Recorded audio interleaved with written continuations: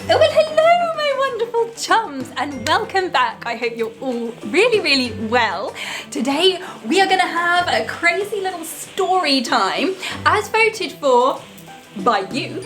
So thanks for that. This story is about 8 years old, so it's an oldie but a goodie, but I have never spoken about this. I've never really spoken out like publicly about it, or even really told many friends about this particular story. I think it's because when these things happen to you, you need to process them, you need to kind of let them go, and you need to kind of feel okay about it. And at first, it kind of hurt me, and I needed to kind of like feel at peace from it. So here we go.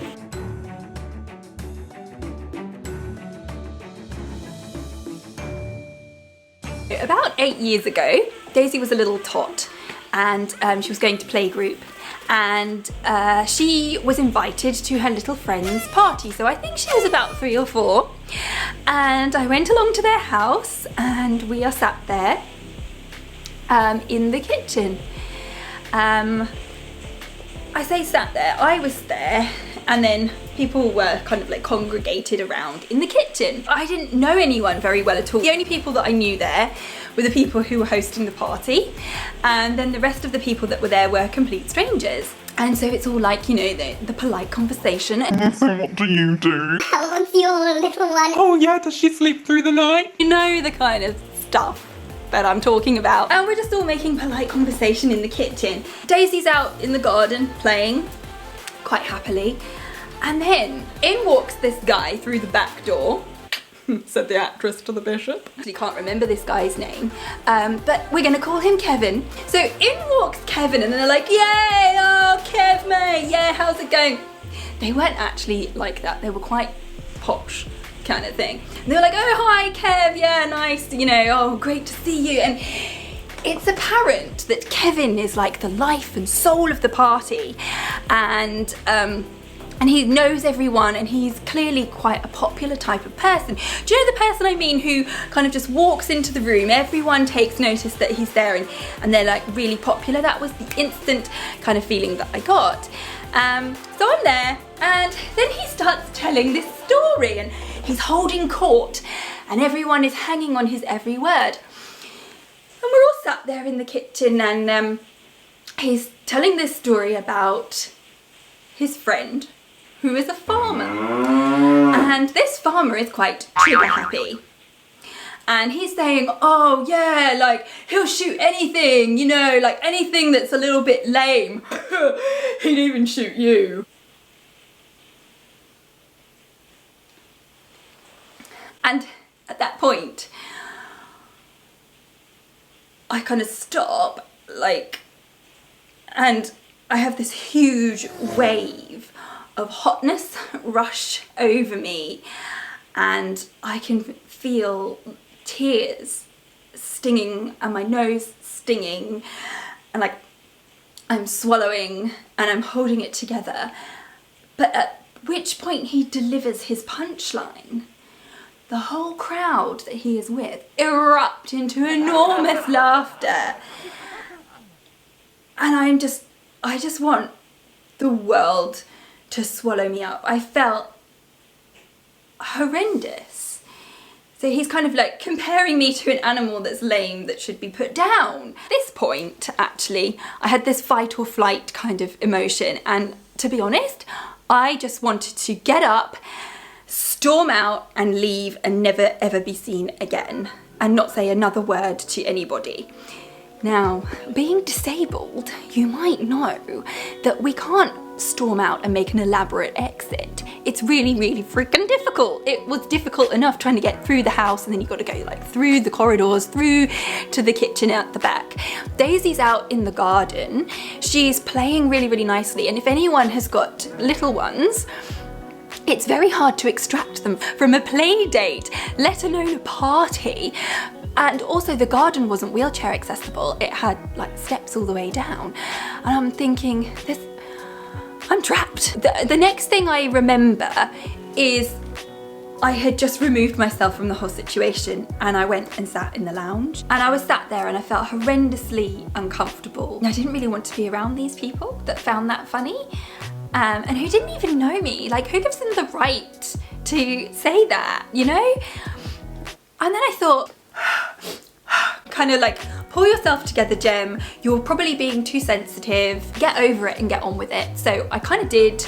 I didn't really say anything to anyone. I kept myself to myself, which isn't really me. I'm always up for making small talk, polite conversation. It's one of my talents. I do quite enjoy it. But I didn't. And waited till we had birthday cake, waited till we got the party bags, and then I made an exit. So I got home and I told Sean about what had just happened, and he was like, "You're lucky I wasn't there," kind of thing. I needed to share it with him because I kind of questioned myself. Was I being too sensitive? Was the joke funny? Maybe some people could take that as a joke, but it doesn't matter. It's about how it makes you feel and what you think is right. And you know, maybe if I had known someone for a long time and they knew me and they had said that joke, it might have been a little bit more bearable. But it doesn't matter. It's how it made me feel, and it made me feel uncomfortable and upset. And no one should make you feel like that. And it's not fair. And we shouldn't be the brunt of other people's jokes. So the next week we go to playgroup and I see the mum of the child who was there, and I was a bit offish with her, and as I was going back to my car, we were kind of talking, and I was like, look, I've got to say this. Now at this point, I was kind of shaking and like really nervous, because I really don't stick up for myself or speak up for myself or confront people. Are you like that as well? I hate it.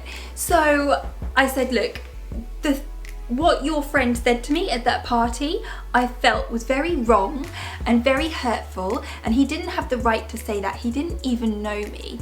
And for you to all stand there in the kitchen and laugh at me and the situation, I felt very uncomfortable about. Like this inside. And she was like, oh, yeah, he actually thought you were so-and-so's sister who had broken her leg a while ago. And we all laughed because we felt so uncomfortable and nervous. Fair point. Okay, that's fine. Kind of thing. And I was like, I had said my bit. I had said how I had felt. And that was that. And I got in my car. And then I think the next day, Kevin sends me a card. And in the card, he had written a very long, very heartfelt apology, and he had felt awful about what he had said. And he said, I feel so bad that I have made another human being feel that way. I didn't know who you were. I didn't know your circumstances, and I am so sorry, and I hope that you will forgive me. From the bottom of my heart, I can only apologise. Kudos to Kevin for actually acknowledging that he had said something wrong, and he apologised to me. And at the end of the day, he must be a good guy if he's going to do that. And of course, I accept his apology, but at the time, it felt horrendous. I think I did see the lady who owned the house and who had the child at the party, and I said, I got the card, thank you so much. And yes, of course, no hard feelings, and move on. Sadly, I never really saw them again. They went to a different school, and I'd be quite happy to sit down and be her friend. But I think that she felt too awkward about the whole situation and we had to part ways, which was a shame because I did like her, and we did get on well. So that's annoying. I thought that I would share that story with you because, you do go to parties, you do go out, people don't know you, and they say the most ridiculous things.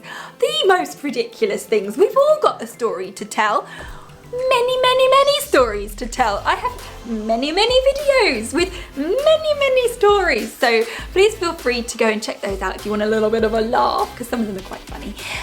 It doesn't matter if you question, is it right? Was I being too sensitive? Da-di-da-di-da. No, it's how it made you feel. deep inside. And I think that's what I wanted to get the message across today. It's not whether someone else thinks it's right or wrong.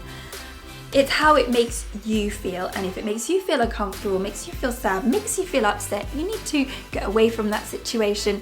You know, say, I'm sorry, but I don't like your opinion, I don't like your story, I don't like what you just said to me, it made me feel uncomfortable. No one should give you the right to feel like that. So, heareth endeth the lessoneth. Quick little story, quick little video, hope you enjoyed it. Thumbs up if you did. Make sure to subscribe and watch some more videos after you have watched this one, because there might be some that you have missed. May I recommend stupid things people actually said to me about my disability? This video, a shout out goes to Grace Wheeler. Grace, thank you so much for watching, and I look forward to seeing everyone in my next video. Bye!